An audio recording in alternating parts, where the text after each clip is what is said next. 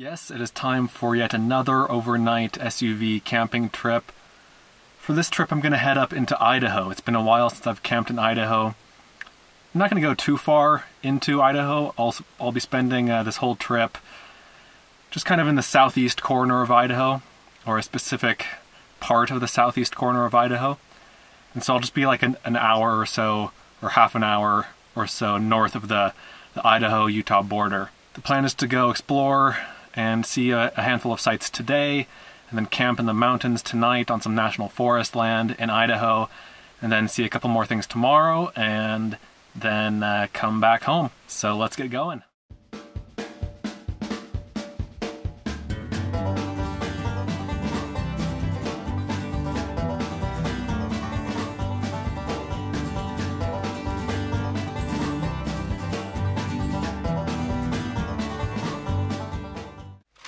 Here's my dinner for the night.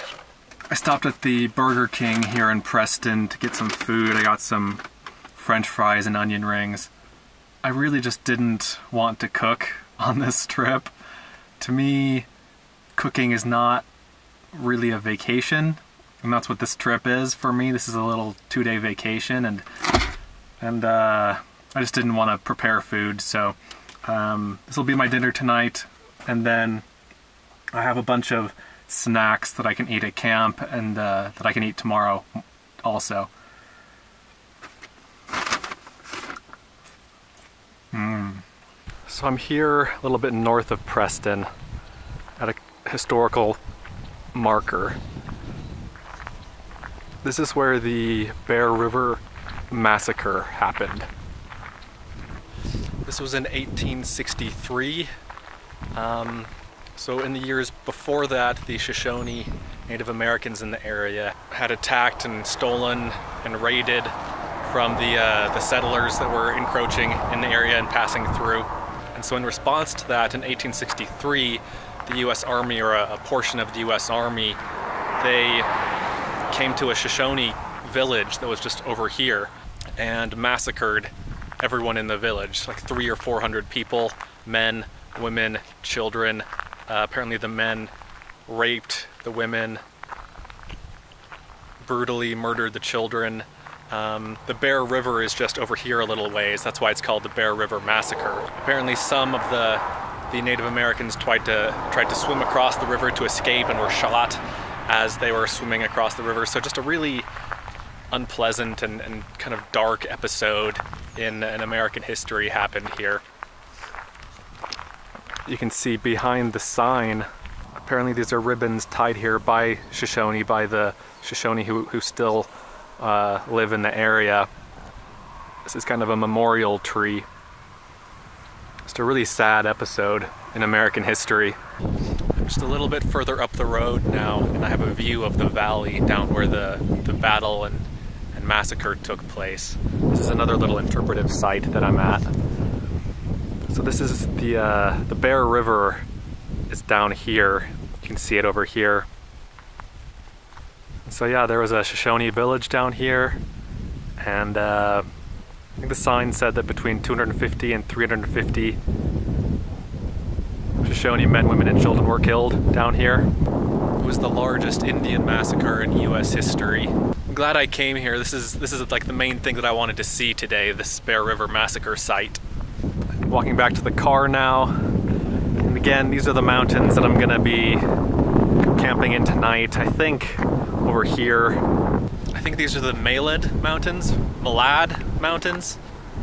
the Malad Range. I don't know what it's called. M-A-L-A-D range. They're not very big. I think the highest mountain is about 8,000 something feet, but there's still snow up there. I hope I can drive up there and find a place that isn't in the snow. Heading up into the mountains now, just passing through the town of Dayton. I'm going to be driving up this valley that you can see straight ahead of me here. Okay, I forgot to record it, but that road got super steep and super rocky. Not something I could do in a RAV4. So I turned around. I'm kind of at the mouth of the canyon here. I'm at kind of the only campsite down here. I don't know if I want to stay here or if I go find somewhere else to camp. It's a pretty spot though. It's just a bit close to town. I don't know, I think I'll whip out the map, see if there are any other canyons nearby where I could find kind of a more secluded spot. Also, it smells like horses here, so not ideal.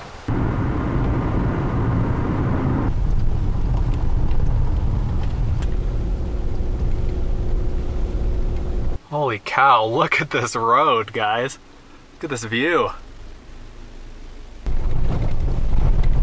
All right, I made it to the National Forest. Finally, man, this is quite the journey to get up here.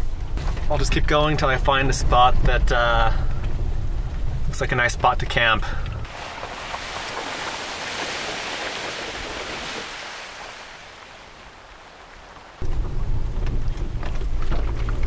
Wow, that was quite the adventure driving up here.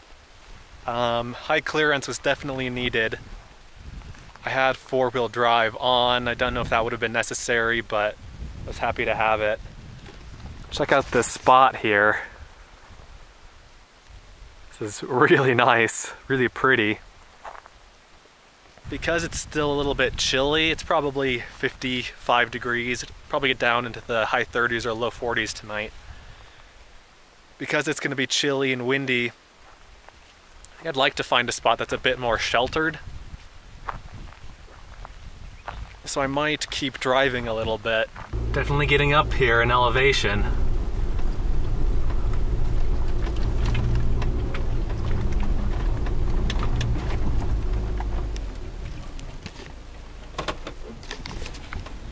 Alright, so after that harrowing saga up and down the mountain, I finally found a place to camp. It's not super sheltered, like it's not in trees, but it's also not quite as exposed as the last one. Let me show you. Pretty spectacular, huh? Here it is from another angle. You can see the dirt road there. There's a little stream on this side of the dirt road. And this is just a really pretty area. This is the first time this year that I've been able to get this high up into the mountains. I've been having some hip problems, and so I can't really hike, and so it's nice to be able to drive up this high. And it's nice that there's no snow, or at least not very much snow. So it's 6:30 now. I've found my campsite for the night. I'm gonna get set up. I'm gonna put my curtains down and everything like that. Get my sleeping area all ready to go. I'm not super hungry. I've kind of been snacking as I've been driving here, but I might have a few more raspberries and some grapes. I brought a lot of fruit on this trip. That's always what I'm craving when I'm out here, so that's what I brought with me today. I've got the black poster board up in this rear window and in those little side windows. I've got the side curtain up and then my front curtain. So I'm good to go here. Now I'm gonna whip out my tarp, which I use as an awning, and set that up over on the side here.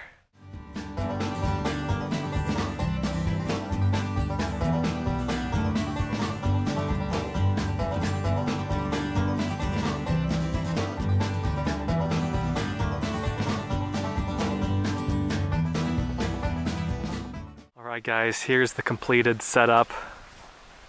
I have a video showing how I set up this tarp if you want to see the details about it. I'll put that in the description. But I wanted to show you this thing. This is my new little table. And I made this, I designed this and made this. It's a side table, it's a stool, it's got 3 legs on it. And then it's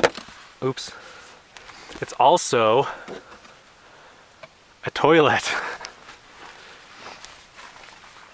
I wanted to design a new toilet because my other one, it worked okay, I mean it worked fine, but it wasn't super stable and it was just it just had a single use, and so I wanted to make one that could have multiple uses, and I figured I would make it myself, design and make it myself. And the cool thing about this Let me show you. The cool thing is how compact it is.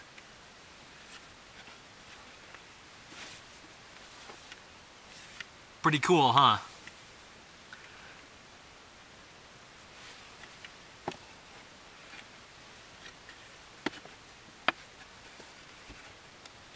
I figured I would get more use out of a table or a stool than I would a toilet, so mostly it's for use as a little side table, but it's also going to work as a toilet. So what I can do is just lift this up and stick a trash bag in here and kind of fold over the edges here. And then it's a nice little toilet. This is kind of just a version 1.0. It's not very pretty. I made it mostly using scrap materials, and it went through several different design changes, and so there are a lot of extraneous holes in the wood, and it's just not a very pretty thing, but the design itself I'm pretty happy with. Let me know if you want me to make a video about how I made it in the future, and that's something that I can whip together. My car is just over this little rise here, and I found that there's another stream. Very nice.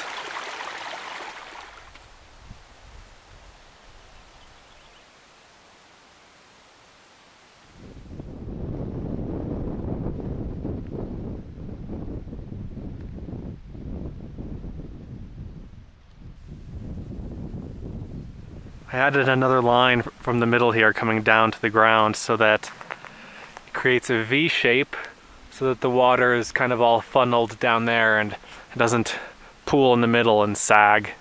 Raspberries, grapes, potato chips, Kalamata olives.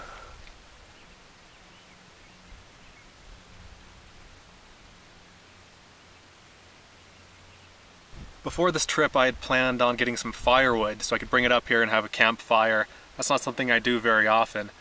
But when I was at the store getting the firewood, I realized that I didn't have a hatchet for cutting up the wood, and so I need to add a hatchet of my list of things to get. I also want to get a small but really durable and high quality cooler. You're probably familiar with the Yeti coolers. They're like, $400 for a cooler, but they're super well insulated and the ice in them lasts a long time, like 4, 5, 6 days. There are several companies that make knockoff Yeti coolers that are much cheaper and pretty similar in performance. One of them is called Arctic, R-T-I-C. They're one that I was looking at the other day, and their smallest cooler was something like, I think it was like $130, $140. But that's something that I would like to have for when I go on longer trips in the future. I know I said that I don't like to cook on these trips, and that's true. Oh, it's starting to rain. I don't know if you can hear that, but I hear the rain on my awning here. Anyway, a cooler is good to have on longer trips because I can cook my own food then, and it'll be cheaper than eating out all the time, whereas on an overnight trip, I can splurge a little bit. So those two things, a nice cooler and a hatchet, I'm gonna add to my list of things to get sometime this year, hopefully. I moved the chair around so that I'm better protected underneath the tarp here, but it's getting pretty cold and windy, and it's raining a little bit harder now.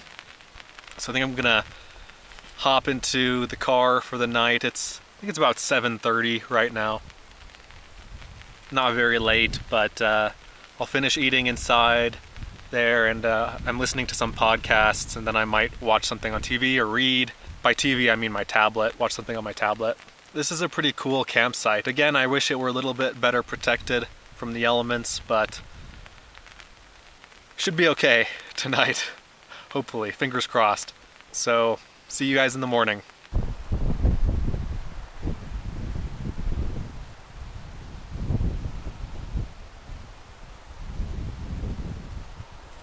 Alright guys, it's the next morning. I just woke up, as you can probably tell. What time is it? I think it's 7. It is 7:07. It's raining. It's been raining for about 15 minutes now, and it rained off and on throughout the night. I'm going to try to get out now so that the roads don't just get muddier and muddier until I'm stuck up here. So Need to get on the road. Let's go.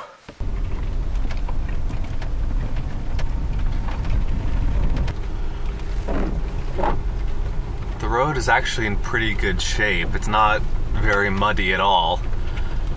I guess it really didn't rain much overnight.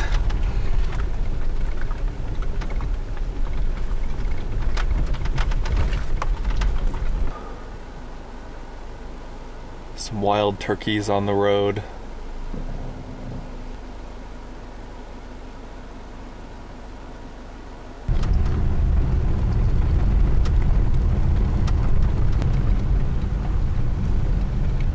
I made it out of the mountains. I'm back in town. I think this is Clifton. Clifton, Idaho is where the road up that canyon and into the mountains starts.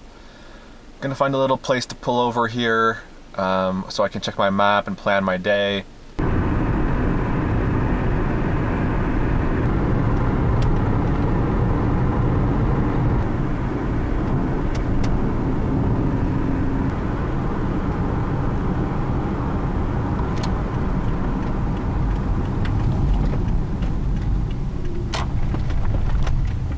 I'm in Weston Canyon here, just west of the town of Weston. And it's really cool, and it's also national forest land. I probably could have camped somewhere in here, but the highlight is this guy right here. This is Standing Rock, and this is Standing Rock Pass. It's 100 feet tall and 75 feet wide, and the local Shoshone Native Americans considered it sacred. Pretty neat little landmark. A big landmark. I just finished driving through Weston Canyon over there. I'm now on Weston Reservoir. Very pleasant, nice little spot. If it were sunny and warm, I'd love to take my little raft out on the water, but it's not sunny and it's not warm. I think I'm just going to hang out here for a little bit, have breakfast, organize my car a little bit, because in the rush to get out this morning before more rain fell, kind of just left and didn't pack anything up or organize anything.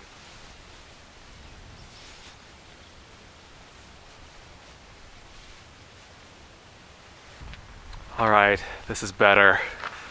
Much more organized now. Similar to my last trip, I don't really have much stuff. I just have things in the shelf here.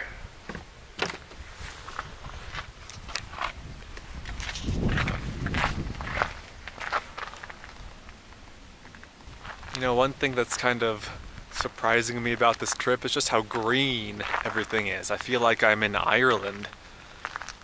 And that's surprising to me because I think every other time I've come through southern Idaho, it's in the summer or the late summer or fall, where everything is brown. Everything is brown. The hills are just rolling brown. I guess it's kind of a gold, like a goldish brown. And so to see it all green is kind of fun because I've never seen it green before.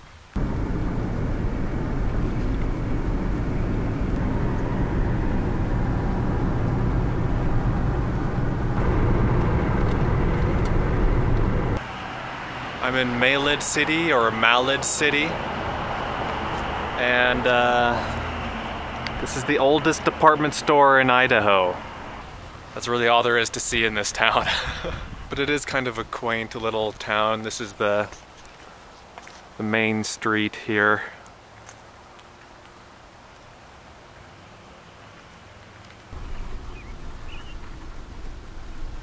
So I am just outside of the town of Samaria, Idaho. That's where I saw the peacock, which was a very strange experience to just be driving along this tiny little rural town and I see a peacock. And there were actually a few peacocks behind that fence, but anyway, I'm here in the cemetery looking for two specific graves, or two specific headstones that I'll show you guys pretty soon here. So this is the grave that I was looking for, Benjamin Waldron. 1850, what is that, 53 to 1914.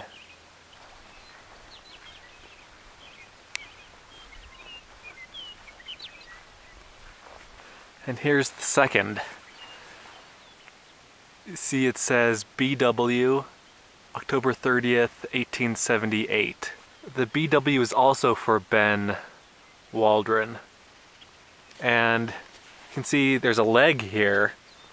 This guy's leg is buried here. So when Benjamin Waldron was in his 20s, he lost his leg in a threshing accident. Got caught in a threshing machine and ripped it off, and so they buried his leg here. And then some, 45 years later, he was buried over on the other side of the cemetery. And so it's kind of a fun little oddity. There's also a legend saying that shortly after his leg was cut off, he was having really bad leg pains, like phantom leg pains and pain where his leg was cut off, and he was just really uncomfortable. And so he convinced people to exhume the buried leg and reposition it so that it wasn't all bent up and weird. And so they repositioned it and straightened it out, and then his pains stopped. There you go, the legend of the one man with two headstones.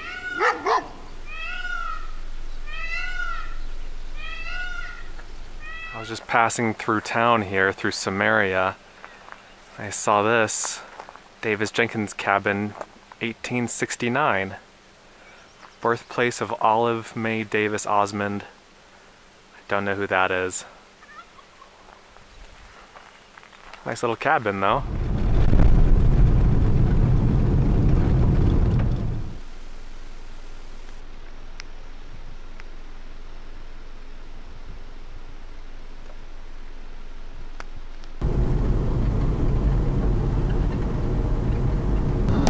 Taking the long road back into Utah. I just crossed the state line. The road went from dirt to paved, so that's how I knew I was back in Utah. I do like taking these back roads whenever possible. I mean, the interstate is not far away, it's maybe 5 miles away. But where's the fun in that? I'm in no rush, and it's nice to see these little towns, pass by these ranches that I've never seen before.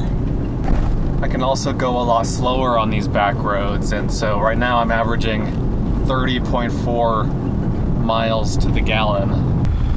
So I'm driving here through Washakie, which is a ghost town, but a modern ghost town.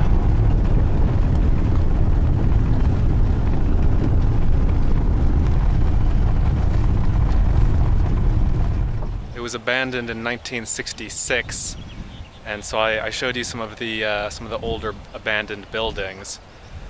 This is an old Mormon church meeting house that's been restored, and there's actually some sort of chemical plant across the street. So I don't know if calling it a ghost town is really accurate, but the reason I wanted to come here is because when this town was founded in the late 1800s, it was the Shoshone survivors of the Bear River Massacre. Now, the place that I went yesterday, it was the Shoshone survivors of that massacre that came here and founded this town. They converted to Mormonism, and they started farming here. And then after World War II, people started leaving, and then in the 60s, the town was abandoned and sold. And an interesting little piece of history in this ghost town. And I just thought this was an interesting way to end the trip. It's kind of come full circle now. And I'm gonna head home now. I'm 60 miles and about an hour away from home. So I'll just head straight there. Thanks for tagging along, and thanks for watching.